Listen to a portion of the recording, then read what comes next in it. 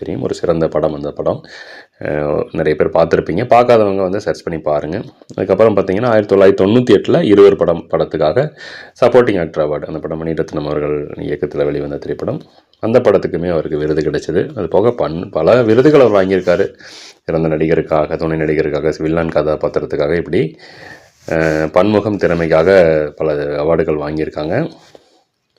அது அது மாதிரி பார்த்திங்கன்னா தமிழ், தெலுங்கு, கன்னடா, மலையாளம், ஹிந்தி உட்பட பல்வேறு மொழிகளில் அவர் நடிச்சிருக்காரு. பல திரைப்படங்கள் பெயர் பெற்று விளங்குச்சுன்னு சொல்லலாம். தமிழில் குறிப்பாக சொல்லணும்னா நிறைய படங்கள் நடிச்சிருக்காரு. நிறைய இயக்குனர் கூட ஒர்க் பண்ணியிருக்காங்க.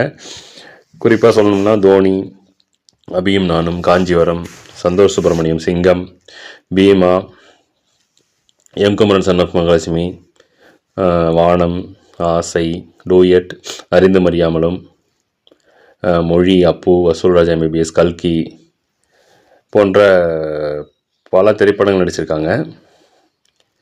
2017 தான் வந்து அவருடைய அரசியல் பயணம்